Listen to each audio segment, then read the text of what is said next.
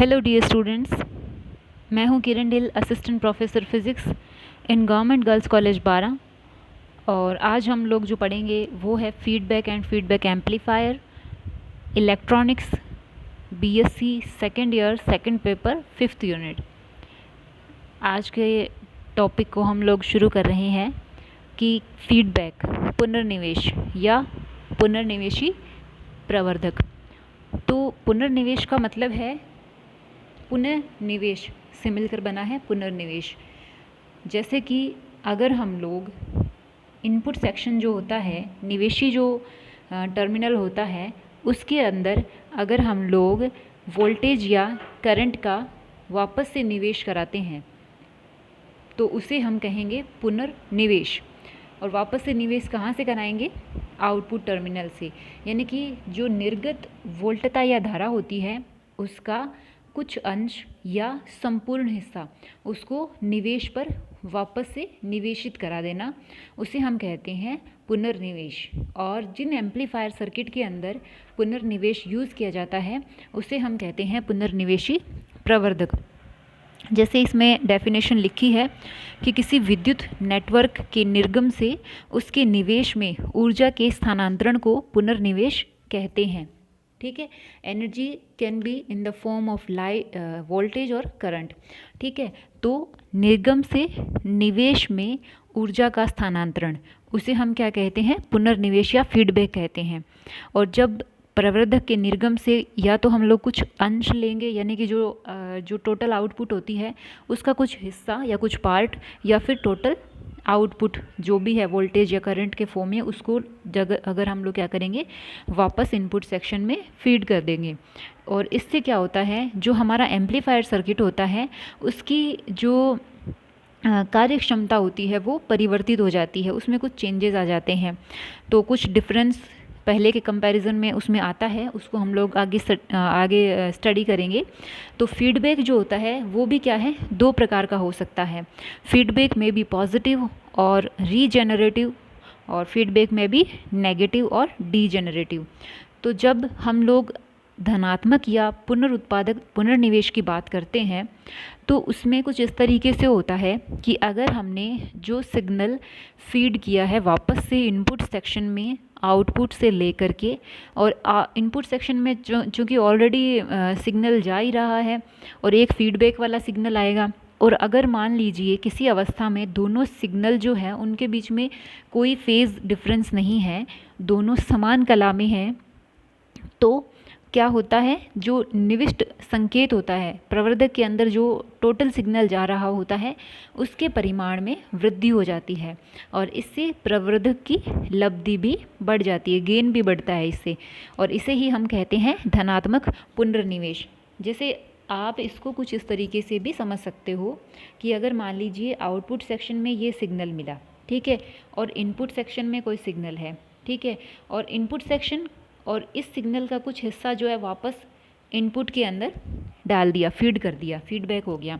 तो ये दोनों सिग्नल जो हैं, जो यहाँ से वापस इधर कुछ हिस्सा इसका आया और ये जो इनपुट वाला है, ये दोनों अगर मिल जाएं और कंटिन्यूस वेव फॉर्म बने, यानी कि कोई फेज़ का एंगल या डिफरेंस बीच में ना हो, ब्रेक ना हो, यानी कि मान लीजिए इनपुट सिग्नल तो कुछ इस तरीके का है और आउटपुट सिग्नल जो फीड हुआ था वो कुछ इस तरीके का है, तो यहाँ पे फेज़ डिफरेंस आ गया ना, ये यहाँ से ऊपर जा, ये यहाँ पे ख़त्म हुआ और ये ऊपर है, इस तरीके से। अगर मान लीजिए इसके बजाय ये ऐसे हो, है ना, ये ऐसे, जैसे, और इधर नेक्स्ट वाला जो है वो कैसे यहाँ से शुरू हो जाए और इस तरीके से, है ना, तो फिर ये क्या कहलाता है, धनात्मक पुनर्निवेश। फेज़ डिफरेंस नहीं हो, दोनों सिग्नल में समान कला में हो, तो जो परिणामी निविष्ट संकेत होता है वो उसके मान में वृद्धि हो जाती है, लब्धि जो है, गेन जो है वोल्टेज का, वो बढ़ जाता है, और इसे हम धनात्मक पुनर्निवेश कहते हैं।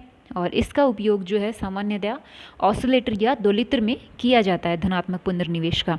दूसरा है ऋणात्मक या विपोषी पुनर्निवेश, नेगेटिव और डीजेनरेटिव पुनर्निवेश।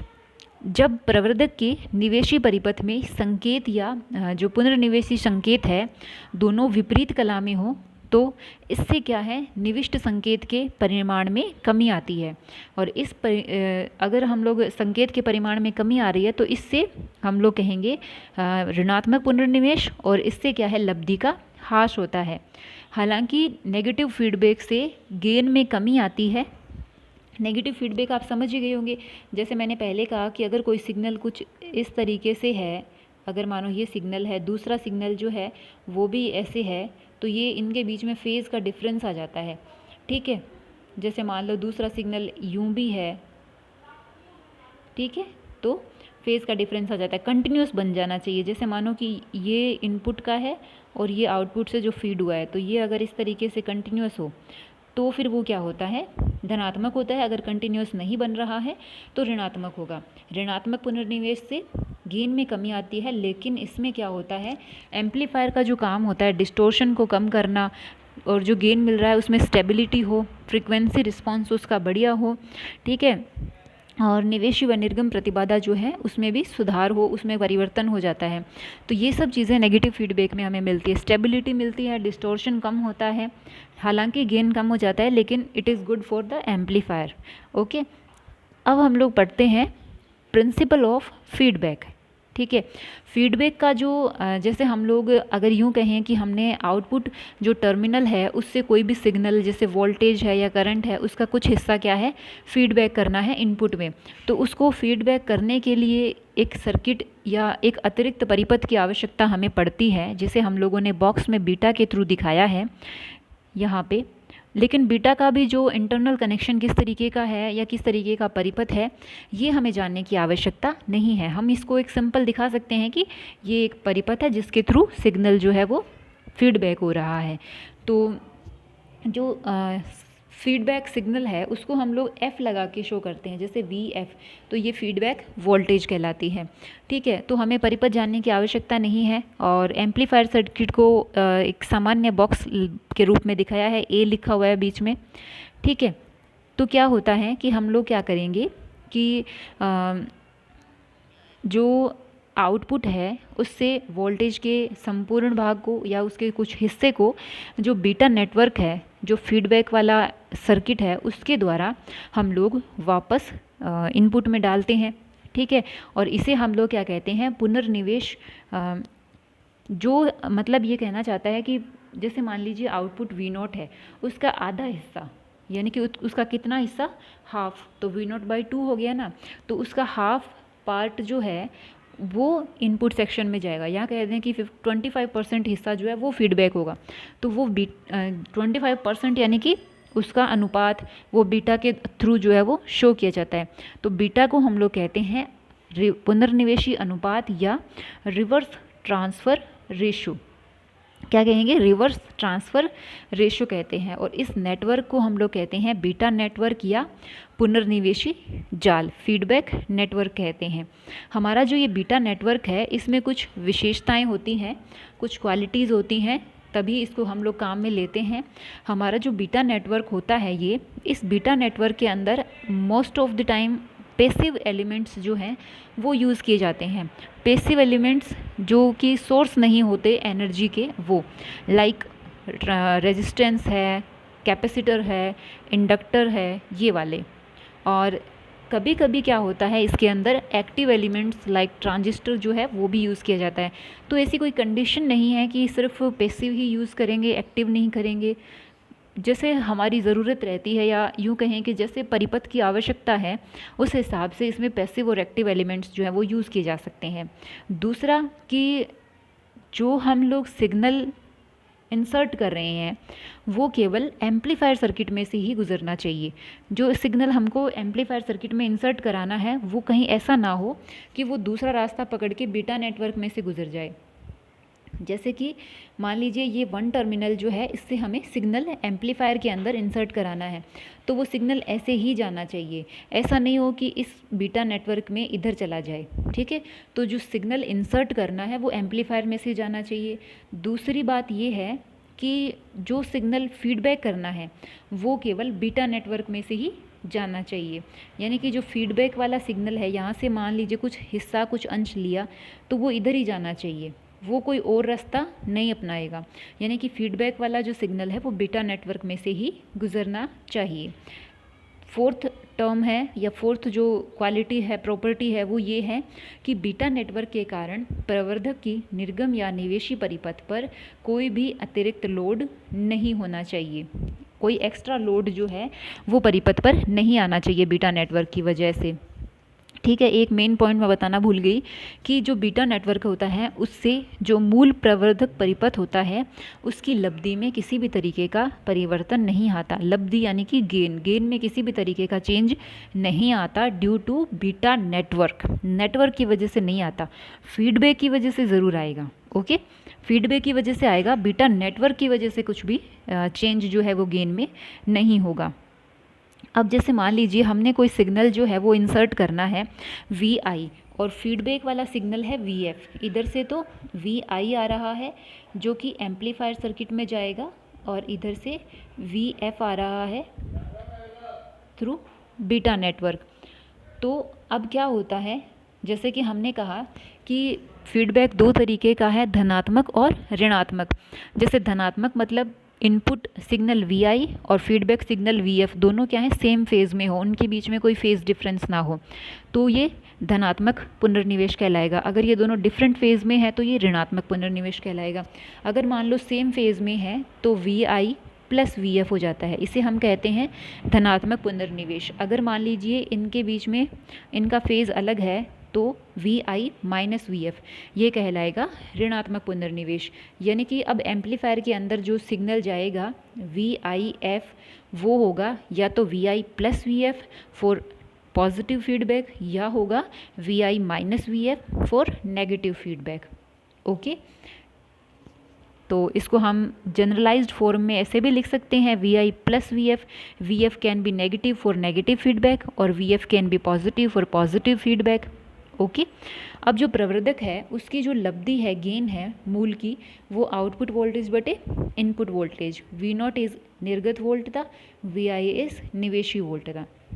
अब क्या होता है, फीडबैक होने की वजह से जो एम्पलीफायर सर्किट है उसके अंदर अब कौन सा सिग्नल जा रहा है, VIF। पहले क्या जा रहा था, VI, अब जा रहा है VIF। फीडबैक की वजह से VIF सिग्नल जा रहा है और जो निर्गत वोल्टता है, जैसे हमने माना कि V0 डैश है, तो अब गेन क्या हो गया, A is equal to V0 dash over VIF। अब A ही लिखा है इसे, क्यों, क्योंकि फीडबैक जो नेटवर्क है, प्रवर्धक जो है, उसकी मूल लब्धि जो है वो पुनर्निवेश से प्रभावित नहीं होगी। ठीक है, पुनर्निवेश से प्रभावित नहीं होगी। एक को हम लोग कहते हैं इंटरनल गेन या आंतरिक लब्धि भी कहते हैं। यहाँ से हम लोगों ने लिखा VIF is equal to V0 over A। ठीक है, अब हम क्या करते हैं कि जो निर्गत वोल्टता है उसका कुछ हिस्सा हम लोग बीटा नेटवर्क के द्वारा निविष्ट करते हैं। ठीक है, तो जैसे हमने पहले पढ़ा ये, अब हमें आउटपुट पे क्या मिल रहा है, V0 डैश मिल रहा है, इसका कुछ हिस्सा यानी कि बीटा V0 डैश। तो VF क्या हो गया, जो VF इधर से जा रहा था ना बीटा नेटवर्क के थ्रू, तो वो VF क्या हो गया, बीटा V0 डैश। तो हमारा जो VIF था वो क्या था, VIF था VI प्लस VF या VI माइनस VF। तो अभी जैसे हम लोगों ने जनरलाइज फॉर्म में VF प्लस का VF लिखा है, तो हमारे पास VI प्लस VF तो बीटा V0 डैश आ गया, और VIF किसके बराबर होता है, V0 डैश बाई A के बराबर होता है। ओके, तो ये यहाँ से यहाँ रख दिया VI plus beta V0 dash. तो इसको आप A को दूसरी साइड में ले जाओ, ये हो गया। फिर V0 डैश और V0 डैश जो है, V0 dash 1 minus A beta is equal to A VI। तो यहाँ से V0 डैश बाई VI जो है वो किसके बराबर आ गया, A over 1 minus A beta. तो जो मूल प्रवर्धक है तथा पुनर्निवेशी परिपथ है उसको अगर हम लोग एक निकाय माने, तो उस अवस्था में देखो अभी क्या है, आउटपुट टर्मिनल पे तो फीडबैक की वजह से मिल रहा है V0 डैश, और इनपुट सेक्शन में सिग्नल तो हम लोग VI ही इंसर्ट कर रहे हैं। ये हमारा एम्पलीफायर सर्किट है, इधर यहाँ पे एक बीटा नेटवर्क जुड़ा हुआ है। इसने कहा इसको एक संपूर्ण को एक सिस्टम मान ले, तो अब क्या है, आउटपुट पे तो V0 डैश और इनपुट पे क्या है VI, इनका रेशो क्या होगा, लब्धि AF होगा, फीडबैक की वजह से गेन होगा। ठीक है, तो वो लब्धि किसके बराबर आ गई, ए ओवर 1 माइनस ए बीटा। ये जो समीकरण है वो व्यापक पुनर्निवेश समीकरण कहलाती है और धारा लब्धि के लिए भी यथार्थ रहता है। यहाँ पे जो बीटा ए है, बीटा ए, उसको हम लोग क्या कहते हैं, पाश लब्धि या लूप गेन भी कहते हैं। अगर मान लीजिए इसे कहेंगे पाश लब्धि या लूप गेन। अगर हमने सर्किट में से बीटा नेटवर्क को हटा दिया है तो जैसे ए एफ क्या आया है, ए ओवर 1 माइनस ए बीटा, तो बीटा को हटा देने से ये टर्म हट गई, तो फीडबैक गेन और विदाउट फीडबैक गेन दोनों क्या हो गए, एक दूसरे के बराबर। बीटा नेटवर्क नहीं है तो फीडबैक भी नहीं होगा, ठीक है। और ए एफ को कहते हैं हम लोग क्लोज्ड लूप गेन और ए को कहते हैं open loop gain. A F क्या है, बंद परिपथ लब्धि या बंद पाश लब्धि, बंद loop gain, sorry closed loop gain या बंद पाश लब्धि। ए है खुला पाश लब्धि। इंग्लिश में बोलना कभी कभी कुछ शब्दों को थोड़ा आसान रहता है। A F closed loop gain और A open loop gain. Open loop gain मतलब फीडबैक तो है नहीं, और ए एफ क्लोज्ड लूप तो वो बंद बन गया पूरा नेटवर्क, तो वो क्लोज्ड लूप गेन हो गया। 1 माइनस ए बीटा, तो 1 माइनस ए बीटा जो होता है इसको रिटर्न डिफरेंस या प्रतिगमन अंतर भी बोलते हैं। क्या बोलते हैं, रिटर्न डिफरेंस या प्रतिगमन अंतर। ए और बीटा जो गेन है और जो बीटा है वो दोनों ही क्या है, धनात्मक, ऋणात्मक, सम्मिश्र राशि या वास्तविक राशि हो सकते हैं। धनात्मक, ऋणात्मक, वास्तविक, सम्मिश्र, कुछ भी हो सकते हैं ए बीटा। इसी के आधार पे इनका मान डिसाइड होता है। जैसे मान लीजिए जैसे 1 माइनस ए बीटा है ग्रेटर देन 1, तो 1 से बड़ा कब होगा 1 माइनस ए बीटा? 1 से बड़ा होने के लिए ये राशि ऋणात्मक होनी चाहिए। ओके, ये ऋणात्मक होगी तो ये तो पूरा क्या हो जाएगा, प्लस हो जाएगा, तब ये 1 से बड़ा हो जाएगा। और जब ये 1 से बड़ा होगा तो ए माइनस ए बटे 1 माइनस ए बीटा, ये राशि 1 से बड़ी होगी, तो ये ओवरऑल कंप्लीट राशि क्या होगी, छोटी होगी। ये क्या है, ए एफ। तो अब छोटी होने से ए एफ क्या हो गया, ए से कम हो गया। और गेन किस में कम होता है, नेगेटिव फीडबैक में, तो ये फीडबैक कहलाएगा नेगेटिव फीडबैक। दूसरा केस हम लोग ये लेते हैं कि when 1 minus A beta is less than 1, तो ये 1 से कम कब होगा, जब ए बीटा पॉजिटिव है। तो कुछ भी मान होगा इसका, तो वो जब 1 में से घटेगा तो वो 1 से तो कम ही आएगा ना, तो ए बीटा इसके लिए क्या है, पॉजिटिव। तो ए ओवर 1 माइनस ए बीटा, ये क्या है, नीचे वाली राशि छोटी होने से जो ए एफ है वो बड़ा हो जाएगा। और अब ए एफ जब बड़ा होता है तो गेन किस में बढ़ता है, पॉजिटिव फीडबैक में, तो वो फीडबैक कहलाएगा पॉजिटिव फीडबैक, जैसे थर्ड पॉइंट में लिखा है। एक और कंडीशन है, when A beta is equal to 1, तो ए बीटा जब 1 के बराबर हो जाता है तो ये किसके बराबर होगा, 0। और ए ओवर 1 माइनस ए बीटा, तो 1 ओवर 0, तो ये किसके बराबर आ गया, इनफाइनाइट, इनफाइनाइट गेन। और इनफाइनाइट गेन कब, जब हमने कोई भी इनपुट नहीं दिया, बिना इनपुट दिए ही आउटपुट जो है वो लगातार हमें मिलती जा रही है। ये परिस्थिति जो है वो ऑसिलेटर के अंदर काम में ली जाती है, और कैसे क्यों ऐसा होता है वो सारा कंप्लीट जो है हम लोग जब ऑसिलेटर पढ़ेंगे तो उसमें डिटेल में पढ़ लेंगे। ओके, यहाँ ये जानना ज़रूरी है कि जो ए बीटा या ए बीटा है, ए बीटा क्या है, पाश लूप गेन जिसको बोलते हैं, उसे बोलते हैं लूप गेन, पाश लब्धि, जैसे ऊपर लिखा हुआ भी है, बीटा ए को परिपथ की पाश लब्धि कहते हैं।